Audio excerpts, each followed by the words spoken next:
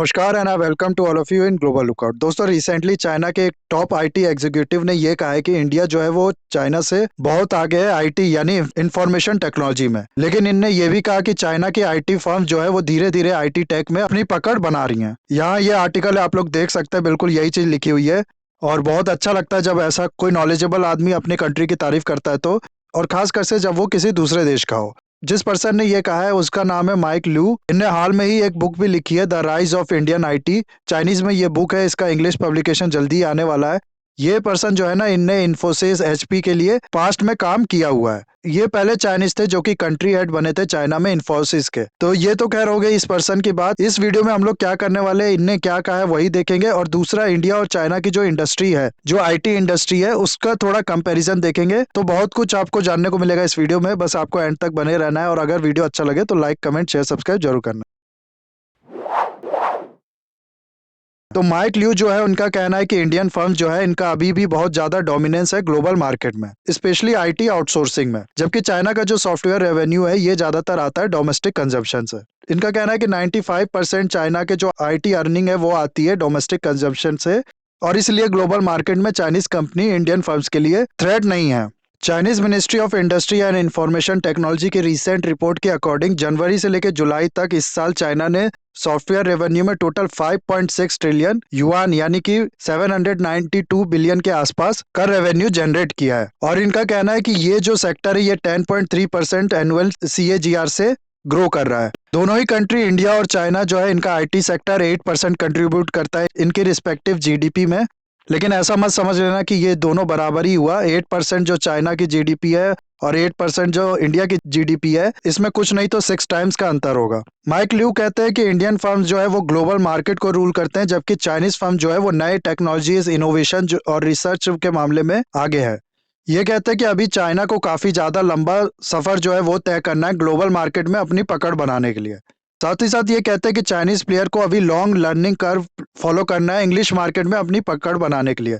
यानी कि इनका मतलब है कि चाइनीज जो है इनको बहुत ज्यादा सीखना है अभी इंग्लिश मार्केट में अपनी पकड़ बनाने के लिए। ये कहते हैं कि चाइनीज लोग जो है वो हमेशा ये पूछा करते हैं कि why Indians become so predominate in business in America. और एक जनरल परसेप्शन ये है कि क्योंकि इंडियंस अच्छी इंग्लिश बोल लेते हैं इसलिए वो वहां पर डोमिनेट करते हैं बिजनेस में। लेकिन इनका कहना है कि हो सकता है 1% कंट्रीब्यूशन इसका भी हो। फिर भी चाइनीज कंपनी जो है इनको चाहिए कि वो बाकी चीज जैसे कि माइंडसेट, मैनेजमेंट सिस्टम, गवर्नेंस, इन सब पे काम करे, इन सब की स्किल डेवलप करे और ये सब चीजें सीखे। ऐसा ये कहते हैं कि evidence supply of human resource in IT ये एक मेजर कंट्रीब्यूटर है इंडिया की जो आईटी सक्सेस है उसका। ये भी ऐड करते हैं कि इंडिया की आईटी की फिनोमिनल ग्रोथ ये गवर्नमेंट के डी रेगुलेटेड एफर्ट या फिर गवर्नमेंट की सब्सिडी का नतीजा नहीं है, बल्कि वहाँ के जो टेक लीडर्स है, सॉफ्टवेयर इंजीनियर्स है, उनकी कन्विक्शन की वजह से है। हालांकि इनका कहना है कि जो सिनेरियो है अब चेंज हो रहा है, चाइनीज आईटी और इनोवेशन में अपनी पकड़ बना रहे हैं धीरे धीरे, और चाइनीज कंपनी जो है वो ग्लोबल फिनोमिनन बन चुकी है। B2B सर्विस जो होती है यानी बिजनेस टू बिजनेस सर्विस जो होती है, e commerce, autonomous drive vehicles, AI, cloud service, इस जैसे एरिया में जहां पर इंडियन प्लेयर्स अभी नहीं है। चाइनीज फर्म जैसे कि हुआई, अलीबाबा, बायदू, टेंसेंट, इन सब ने काफी बड़ा जंप किया है टेक डेवलपमेंट में, जबकि इंडियन आईटी सेक्टर जो है वो ज्यादातर सॉफ्टवेयर आउटसोर्सिंग में ही कन्फाइंड है और इनोवेशन एंड R&D में बहुत कम इन्वेस्टमेंट करती है। एक इंपॉर्टेंट चीज और ये ऐड करते हैं कि इंडियन कंपनी जो है वो अक्सर शिकायत करती है कि चाइना जो है वो हमको ज्यादा मार्केट एक्सेस नहीं देता है, जबकि ऐसी कोई चीज नहीं है। ये सब चीज नहीं कही जानी चाहिए, क्योंकि मार्केट एक्सेस एक्सक्यूज नहीं होना चाहिए इंडियन कंपनीज का lack of penetration in Chinese market में। ये कहते हैं कि इंडियन कंपनीज जो है इनको इंग्लिश लैंग्वेज की जो ग्लोबल मार्केट है उन्हीं का एक्सपीरियंस है, ज्यादातर ये उन्हीं के लिए अपने प्रोडक्ट्स बनाती हैं। लेकिन हाल में हो क्या रहा है कि जो नॉन इंग्लिश मार्केट है वो डेवलप कर रहा है बहुत तेजी से, जिसका एक्सपीरियंस अभी इंडियन कंपनीज को नहीं है। और ये सुझाव देते हैं कि इंडियन कंपनीज को इस एरिया में काम करना चाहिए, जिसकी वजह से उनको चाइना में भी मार्केट एक्सेस मिले, और ये मेन कारण है चाइना में मार्केट एक्सेस ना मिलने का, और साथ ही साथ इसकी वजह से उनका रेवेन्यू भी बढ़े फ्यूचर में। इसके अलावा इंडिया के आईटी सेक्टर की अगर हम लोग बात करें तो जैसा कि हम लोग ने देखा कि 8% का कंट्रीब्यूशन है इंडिया के जीडीपी में इसका, और चाइना का भी सेम है। हालांकि 8% ऐसा कुछ ज्यादा नहीं सुनने में लगता, लेकिन 1991 में ये 0.3% का था। तो 3 डेकेड्स में काफी बड़ा अचीवमेंट ये लगने लगता है ऐसे अगर देखा जाए तो। साथ ही साथ ये हर साल 8 से 10% सीएजीआर से ग्रो कर रहा है। टोटल 220 बिलियन का प्रोडक्शन होता है, जिसमें से 80 बिलियन जो है वो हम लोग एक्सपोर्ट कर देते हैं, बाकी सब यानी 40 बिलियन के आसपास हम लोग खुद कंज्यूम करते हैं। तो आप लोग देख सकते हैं कैसे कितना ज़्यादा शेयर है एक्सपोर्ट का इस चीज़ में, और हम लोग का डोमेस्टिक कंजम्पशन कितना कम है।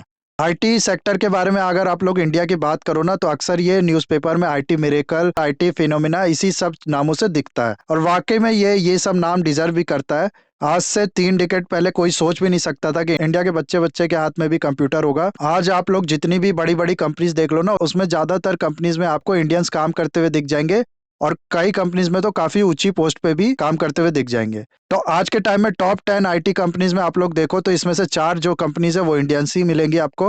वर्ल्ड में जितने भी स्टार्टअप्स हो रहे हैं उसमें से 12% ऑफ स्टार्टअप्स इंडिया के आईटी सेक्टर के ही हैं।